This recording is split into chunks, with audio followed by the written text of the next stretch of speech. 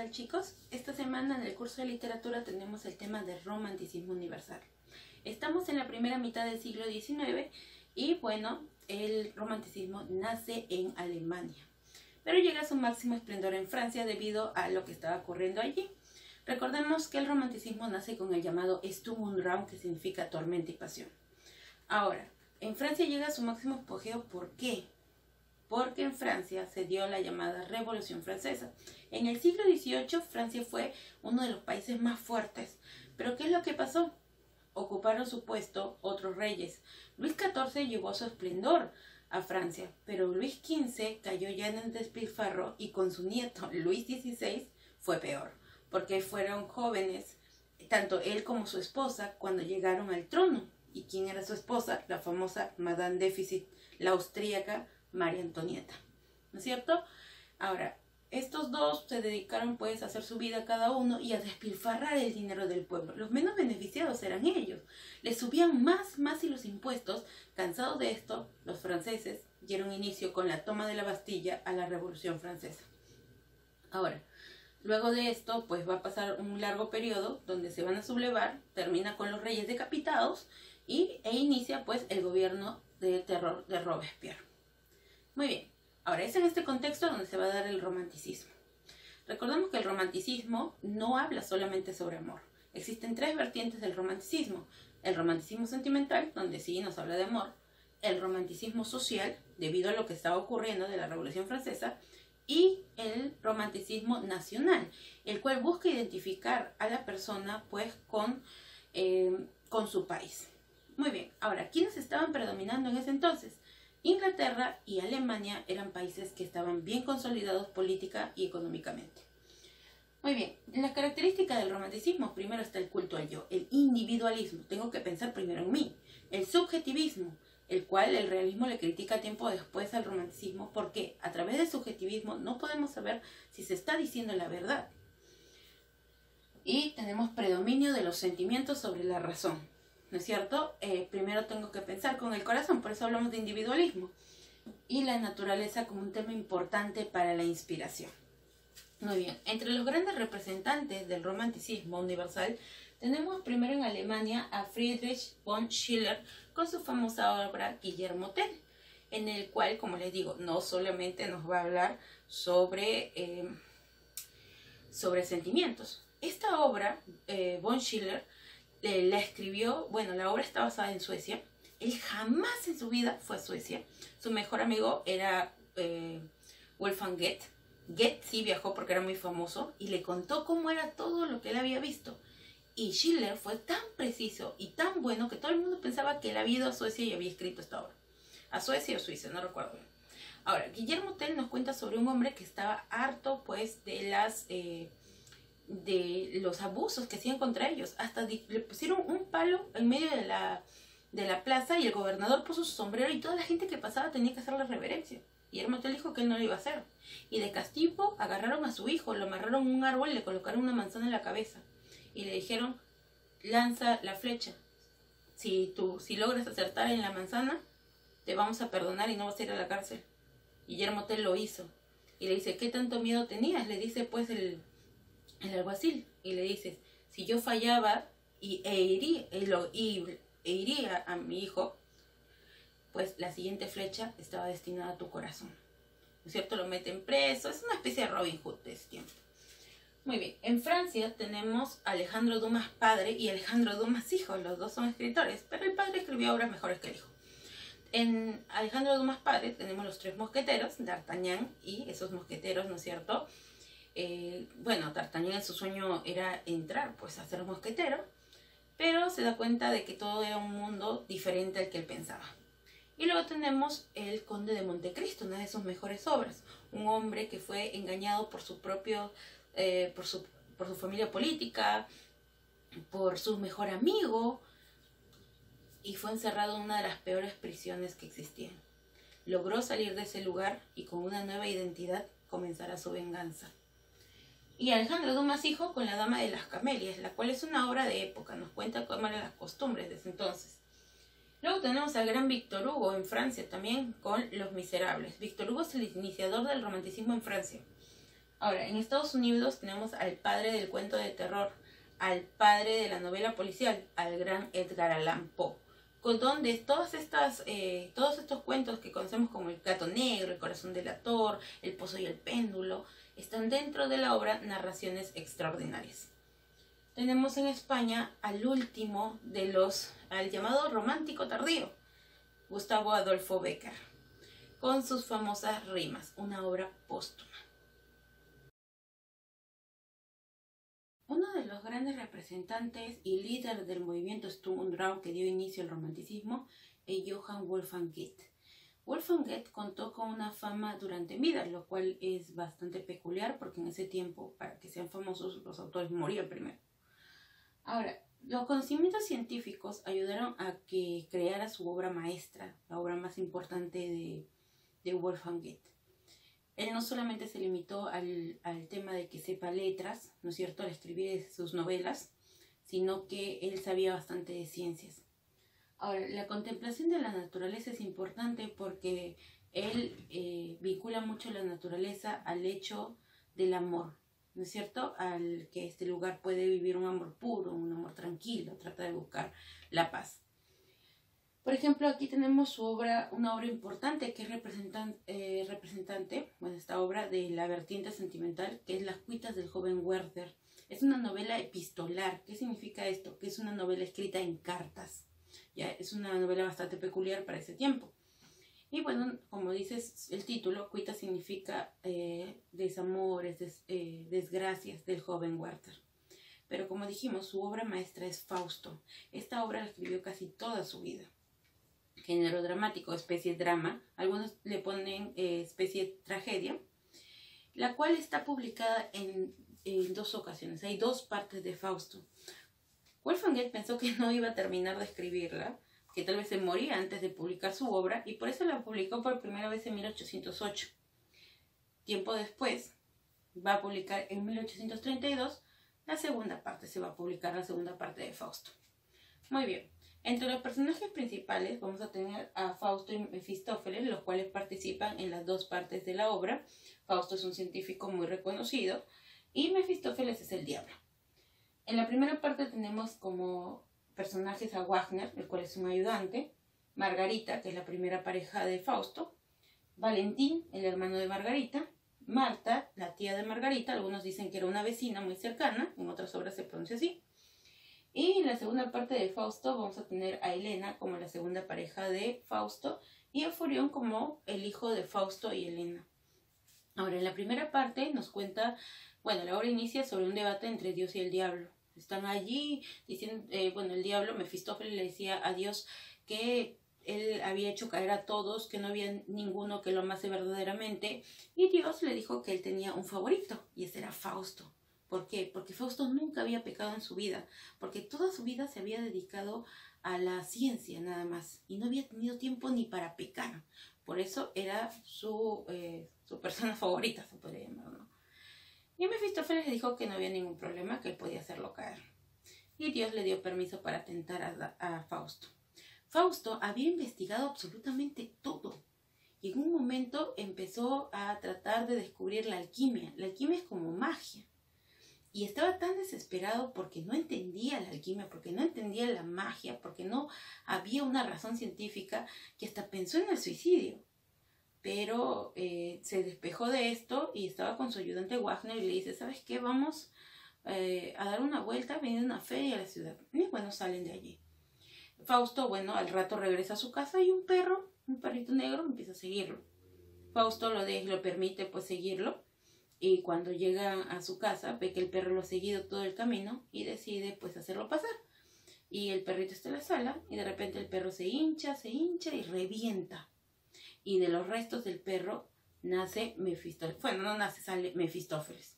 Mefistófeles le propone un trato, le dice, todo lo que tú me pidas, yo te lo voy a dar aquí en la tierra. Pero a cambio quiero tu alma para que me sirva en la otra vida. Fausto no sabe qué hacer, pero también ha reflexionado mucho porque se dio cuenta de que, había perdido muchas cosas, otras cosas importantes. Nunca se había casado, no tenía hijos, nunca había experimentado el amor. Entonces, Fausto decidió aceptar el trato. Sellaron con sangre. Y en el trato decía bien claro de que si Fausto en algún momento decía, ¿sabes qué? Me gusta este lugar o quiero estar en este momento, se terminaba el trato. Así que lo primero que hizo pues Mefistófeles fue llevarlo a una bruja, el cual le dio un brebaje para que Fausto se convierta en joven de nuevo. Así Fausto, regresando todo joven pues a su casa, vio a Margarita, una joven muy pura, muy linda, y Fausto le dijo a Mefistófeles que él quería a Margarita, y él le dijo que no podía porque ella se había confesado hace un momento y él no podía intervenir ahí. Entonces Fausto le dijo, ¿sabes qué? Entonces ayúdame a poder ganármela. Le pidió un cofre lleno de tesoros para obsequiárselo a Margarita. Se lo dio y Margarita, bueno, aceptó y le contó a su madre, y ya todo el mundo rumoreaba de que pues obviamente Fausto había hecho un pacto con el diablo porque de anciano, porque pasaba casi los 80 años, de la noche a la mañana veían al Fausto de hace muchísimo tiempo. Entonces ya comenzaban los rumores de que había hecho pactos con el diablo. Entonces Margarita le cuenta a su madre y su madre dice, ese cofre es del diablo, llévalo a la iglesia, que el padre lo purifique y lo done a los más necesitados. Eso hizo Margarita y bueno, le contó pues a su tía Marta y le dijo, no seas tonta, a la próxima escóndelo, esconde ese cofre. Su hermano Valentín también le dijo, sí, escóndelo, no le digas nada a mamá, escóndelo debajo de tu cama allí. Y Fausto seguía trayéndole regalos y regalos. En un momento como que Margarita aceptó los galanteos de Fausto, pero su madre se oponía terriblemente. Así que Fausto le dio una pócima, unas gotitas, para que le ponga en su té que le daba durante la tarde. Y bueno, la madre de Margarita se durmiera durante varias horas y así estuvieran juntos Margarita y Fausto. Entonces, así hacían, pasaron los meses y seguían juntos, seguía todo ese tiempo. Y bueno, parece que no perdieron el tiempo porque Margarita estaba embarazada. Y un día estaba tan nerviosa de que su madre descubra todo esto que se le pasaron las gotitas y su madre no despertó más. Su madre murió. Entonces Valentín, cuando se entera de esto, culpa a Fausto por todo lo que estaba pasando, va a enfrentarlo, pero Fausto, con ayuda de Mefistófeles, mata a Valentín. Margarita, su hermano estaba muerto, su madre estaba muerta, llegó la policía diciendo de que ella era culpable. Margarita aceleró el parto. Ante todas las acusaciones que le iban a venir, se aceleró y su hijito se vino. Y Margarita no soportaba todo esto y ahogó a su propio bebé. Estaba entrando en locura por todos los pecados que había cometido. Y bueno, Margarita pues es llevada a prisión y condenada a muerte. Fausto va para poder liberarla, pero Margarita no quiere ir con él y le dice que va a rezar por su alma para que se pueda salvar. Con eso termina la primera parte. La segunda parte vemos a un Fausto que sale, que juega con el tiempo y espacio, va a diferentes lugares para poder ayudarlos con la ayuda de Mefistófeles. Es decir, utiliza al diablo para poder ayudar a los más necesitados. Así estaba durante mucho tiempo y se estaba aburriendo y Mefistófeles le propuso viajar en el tiempo para conocer a la mujer más hermosa de la historia, que era Helena. ¿Se acuerdan de Helena de Troya? Ya bueno, la conoce. Se enfrenta a París, que estaba con ella, bueno, rápidamente lo mata y bueno, se queda con Helena. Pasa tiempo con ella y tiene un hijo que se llama Euforión, pero Euforión era un poquito retrasadito. Así que un día, pues que estaba por un acantilado, el que vio las aves, a las gaviotas de por ahí, y él también quería volar. Se lanzó al acantilado y se rompió la cabeza y murió. Helena lloró por su hijo y se perdió entre las tinieblas. Y bueno, Fausto decidió volver a un lugar donde a él le gustaba porque había ayudado mucho a ese lugar, el rey lo trataba muy bien y decidió volver ahí. Y que dijo el trato de que si él se acostumbraba en un lugar, se terminaba todo. Así que estaba a punto de llevarse a Mefistófeles el alma de Fausto, pero Fausto se arrepiente y Margarita también había intercedido por el alma de Fausto. Así que Mefistófeles no pudo llevárselo y el alma de Fausto pudo ir al cielo junto con Margarita y junto con su hijo. Muy bien, ahora tenemos el romanticismo en Francia. En Francia vamos a tener al gran representante que es Víctor Hugo. Víctor Hugo no solamente se dedicó a la literatura, sino que también se dedicó a la política y además abarcó diferentes géneros dentro de la literatura. Fue poeta, destacó en el género lírico, fue novelista, que es lo que mejor manejó, y también fue dramaturgo, que fue uno de los inicios dentro del periodo romántico. Ahora, en Francia estaba pasando lo de la Revolución Francesa, así que la vertiente social y nacional es lo que mejor abarca dentro del romanticismo en Francia.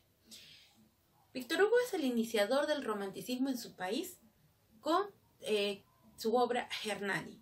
Esta obra, cuando se representó por primera vez, fueron pues muchísimas personas, y también fueron personas que pertenecían al neoclasicismo. Cuando terminó la obra, todo el mundo se puso de pie a ovacionar esta obra, y los neoclásicos entendieron que su fin había llegado. Los postulados del romanticismo, es decir, lo que se encuentra de cómo debemos abarcar el romanticismo dentro del teatro, pues vamos a encontrarlo en el prólogo de la obra Cromwell de Víctor Hugo. Y también nos habla sobre lo grotesco como belleza, es decir, la fealdad, la belleza interior. Y eso lo vemos en la obra Nuestra Señora de París.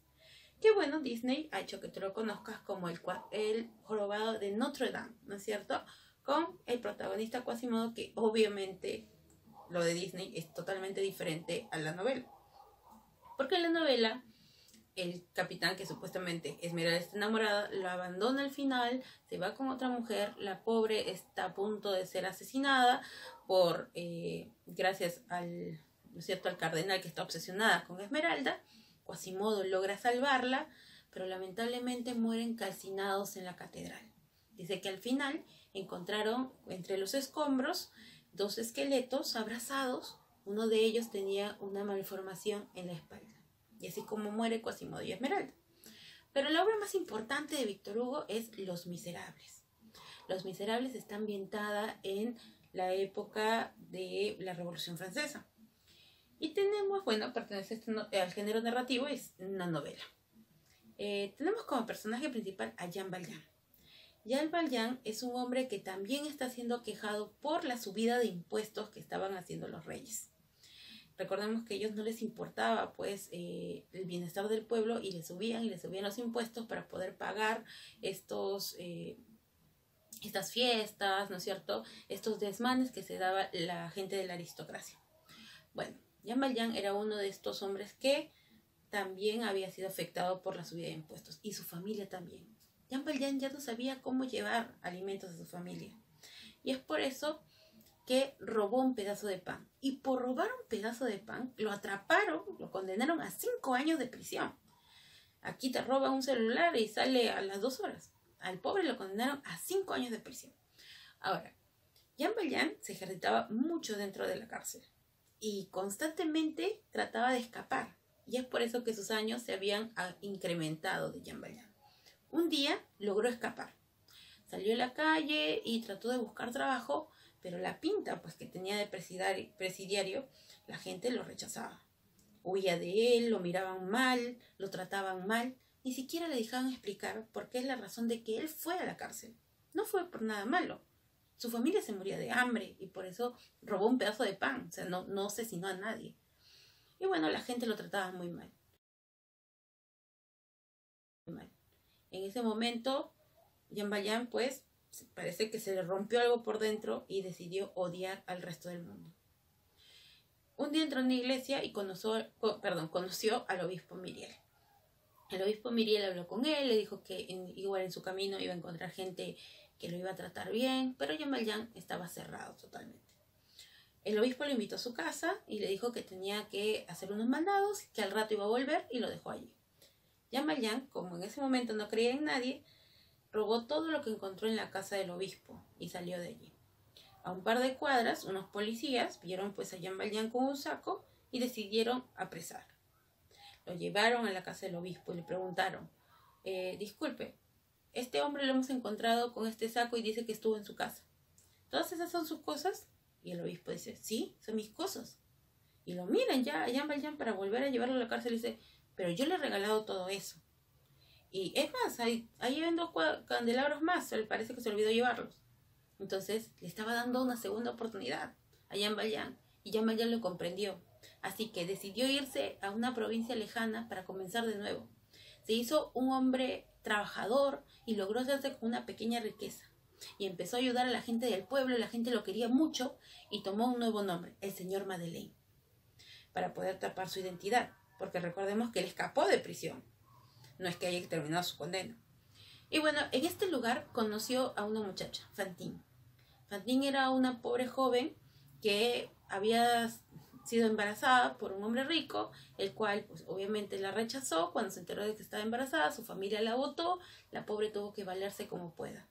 Tuvo a su pequeña Cosette, pero ella trataba de buscar trabajo y con una niña era bastante difícil y no encontraba absolutamente nada. Y la pobre tuvo que dedicarse a la prostitución.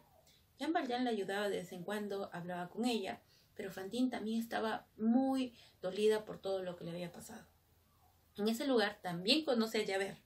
Javert era un policía, el cual estaba obsesionado con las investigaciones, él quería ser un investigador, y él sospechaba, había leído muchas cosas de los presos y de todo eso, y sospechaba que ese señor Madeleine era ese hombre que se había escapado, Jean Valjean. Y siempre lo decía y nadie lo creía, le decía, estás loco, ¿cómo va a ser él Jean Valjean? Es el señor Madeleine que ayuda a todos, tú estás loco.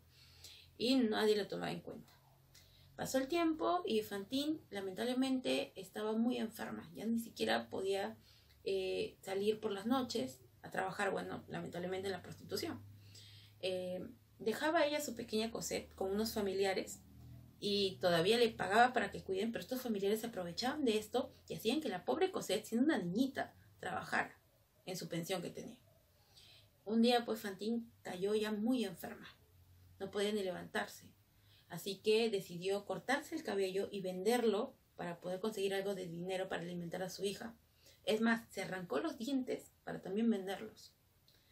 Ya en el último momento, ella había sido librada de prisión varias veces por Jean Valjean. Le pidió al señor Madeleine que venga y habló con él y le pidió que él cuidara de su hija porque sabía que sus familiares no iban a hacerlo. Jean Valjean aceptó, pero justo llegó una noticia: habían atrapado a Jean Valjean, iban a matarlo, iban a ejecutarlo. Jean Valjean habían atrapado a un inocente en su nombre y estaba entre irse para poder salvar a este hombre inocente o cumplir lo que le había dicho a Fantine. Así que Jean Valjean decidió ir a París. Antes de ello, pues asistió a la comisaría y reveló su identidad, que él era el señor Madeleine, porque el señor Madeleine era Jean Valjean. Javert feliz, le dije que yo estaba en lo cierto. Y bueno, todo el mundo reconoció que se había equivocado y Javert fue quien llevó a Jean Valjean ante las autoridades en París. Lo recompensaron, lo nombraron investigador, estaba pues en su hora, era lo más famoso. Jean Valjean se entregó, salvaron al hombre inocente y una vez en prisión pues él no se iba a quedar quieto. Se escapó nuevamente para ir a recoger a la pequeña Cosette. Nuevamente la policía estaba que lo buscaba, lo estaban persiguiendo y en eso Jean Valjean se tira al río. Lo buscaron durante horas en el río y lo dieron por muerto. Pero había alguien que no se iba a rendir, Javert. Hasta ver el cuerpo de Jean Valjean, él no iba a creer que Jean Valjean estaba muerto.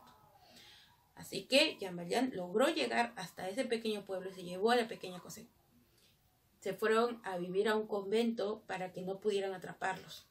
Así pasaron los años y bueno, Cosette ya era una señorita y Jean Valjean no quería condenarla a una vida de que ella no haya elegido. Así que nuevamente salen, están viviendo en un nuevo lugar y allí conocen a Mario. Mario era un joven revolucionario, estaba en contra obviamente de la monarquía. Él le da sus ideas, parece que se llevan muy bien y en un momento, tanta su confianza que le confiesan a Mario que Jean Valjean no era el verdadero padre de Cosette, porque todo el mundo creía que era su padre. Y bueno, Mario como que veía con recelo un poco y empezó a tratar mal a Jean Valjean porque pensaba que tenía otras intenciones con Cosette. Un día, a este lugar también llegó Javert y estaba buscando pues a Jean Valjean. Había escuchado sobre el señor Madeleine nuevamente y estaba buscándolo. Un día en la plaza llegaron soldados para cobrar los impuestos y se empezaron a enfrentar al pueblo que ya no tenía con qué pagar. Y entre estos revolucionarios estaba Mario. Jean Valjean vio y ya habían atrapado a Mario, estaban golpeándolo hasta casi matarlo, y Jean Valjean, como era muy fuerte por lo que se había ejercitado tantos años en prisión, pues logró salvar a Mario. Se escondió por las alcantarillas de la ciudad y logró llegar a su casa. Le dijo a Cosette que lo cuidara y él regresó a la plaza. Cuando regresa, las cosas se habían invertido y habían tomado prisioneros soldados, y entre ellos estaba Javert. Jean Valjean lo reconoce y va y lo salva. Javert no sabe qué hacer y le dice: ¿sabes qué? Vete de una vez, no quiero verte. Y Javert iba a volver a París, pero su conciencia no lo iba a dejar tranquilo. Él sabía que nunca lo iba a dejar tranquilo, así que decidió suicidarse. Luego Jean Valjean vio cómo Cosette cuidaba a Mario y lo mucho que estaba enamorado de él, y sabía que Mario no lo pasaba, así que le dijo que lo mejor era que se vayan porque los soldados podían venir por Mario, y dejaba a Cosette para que se vaya junto con él. Pasaron así el tiempo y Cosette y Mario se enteraron que Jean Valjean estaba muy enfermo. Cosette le contó toda la verdad a Mario. Le contó todo lo que Jean Valjean había hecho por ella, por su madre. ¿Quién era su madre? Mario entendió que había hecho mal durante tanto tiempo, así que decidieron volver y estuvieron junto con Jean Valjean. Así Jean Valjean pudo pasar sus últimos días junto con las personas que tanto quería. Otro de los grandes representantes del romanticismo en Estados Unidos vamos a tener a Edgar Allan Poe. Edgar Allan Poe es considerado padre del cuento de terror, y todos sus cuentos, como El gato negro, El corazón de la torre, El pozo y el péndulo, El retrato oval, están dentro de narraciones extraordinarias. ¿No es cierto? Por ejemplo, en El retrato oval es un hombre que estaba obsesionado con pintar. Olvidó a su mujer, su esposa lo quería, pero estaba tan obsesionado que un día le dice: ¿sabes qué? Píntame. Y este hombre quiso poner toda su esencia de su mujer en una pintura. Trabajó todo el día sin parar. Cuando terminó, se dio cuenta que era la esencia, no solamente el rostro, no solamente el retrato de su esposa, sino que era más allá, era el espíritu de su esposa. Cuando va a ver a su mujer, ella estaba muerta, porque ese espíritu se había trasladado a la pintura. Muy bien, también es considerado padre de la novela policial por su obra Los asesinatos en la calle Morgue. Otro representante importante es Gustavo Adolfo Bécquer, en España, considerado el romántico tardío, porque ya el romanticismo había terminado, pero llegaron los libros y los poemas de Gustavo Adolfo Bécquer, pues que nuevamente hablan sobre este romanticismo sentimental. Su verdadero nombre es Gustavo Adolfo Domínguez Bastista. Es el romántico tardío, como hemos dicho. Destacó en el género lírico, en la poesía. Es considerado el poeta del amor.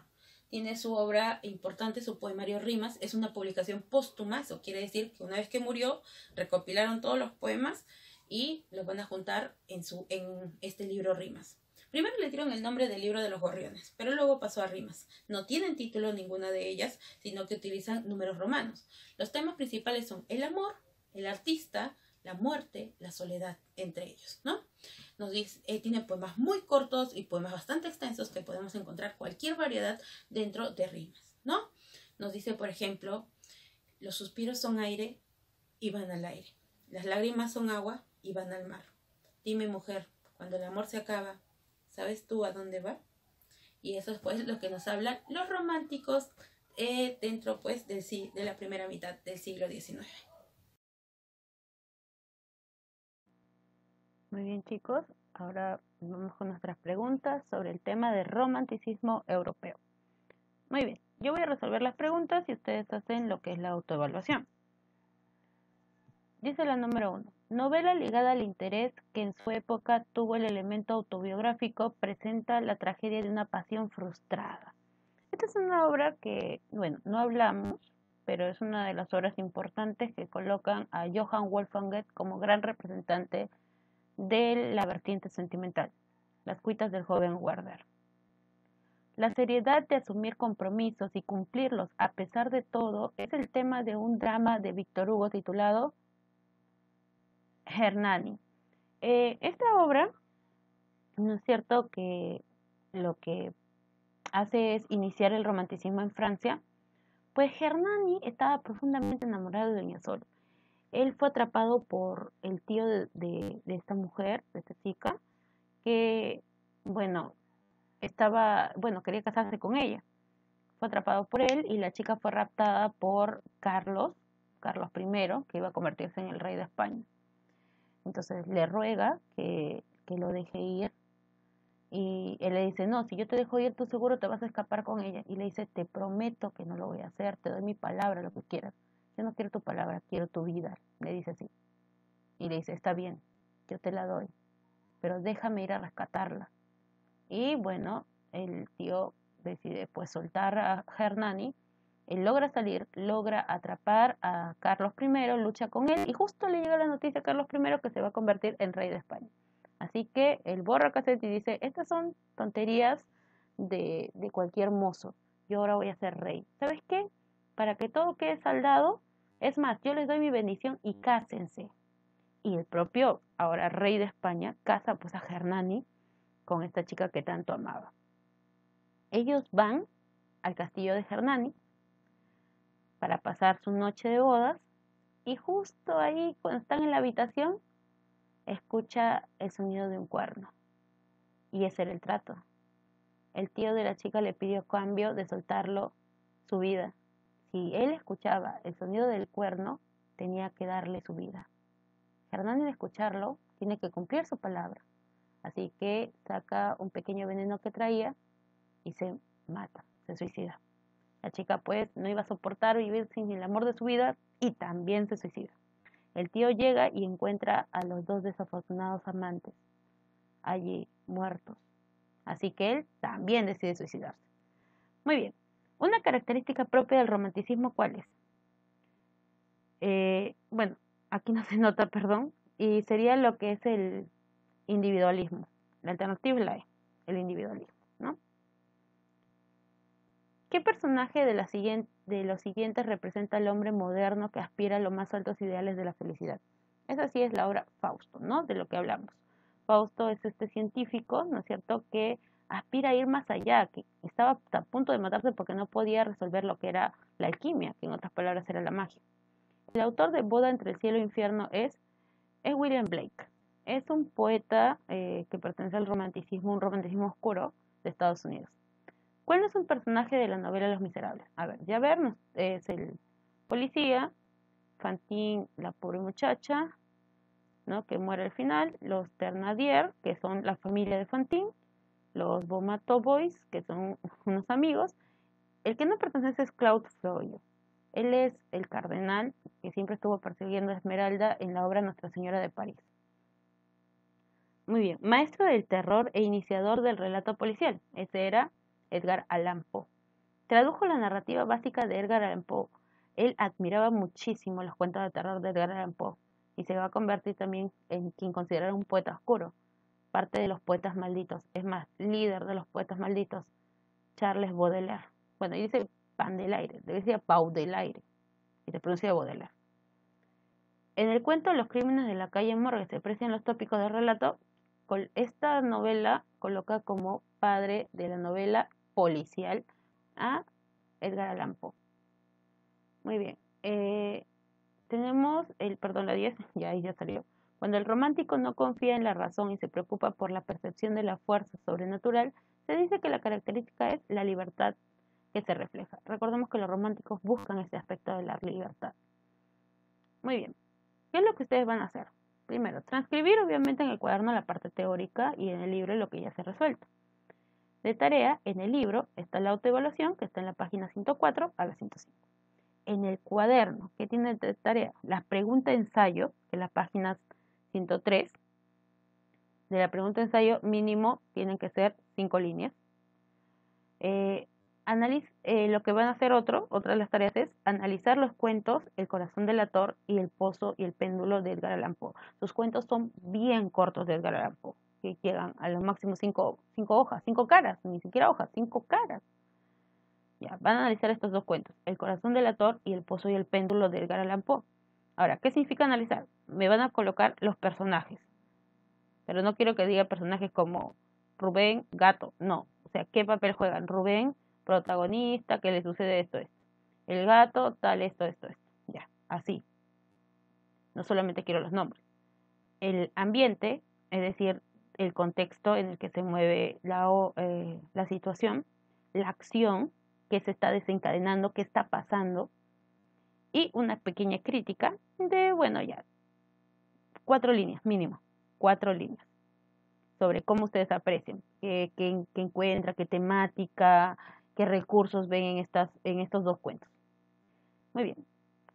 Otra tarea que van a entrar en el cuaderno es que van a copiar, no quiero pegado, quiero copiado a mano, y analizar el poema 53 de Gustavo Adolfo Bécquer. Cuando lo van a analizar, pues obviamente es como una pequeña crítica también lo que ustedes perciben de las temáticas, de los recursos del romanticismo que encuentran dentro de este poema de Gustavo Adolfo Bécquer. Este sí, mínimo 5 líneas, al igual que la pregunta de ensayo. 5 líneas mínimo, y la de crítica de los cuentos de Edgar Allan Poe, mínimo 4 líneas. Muy bien, eso era lo que nosotros hemos hecho en Romanticismo Europeo.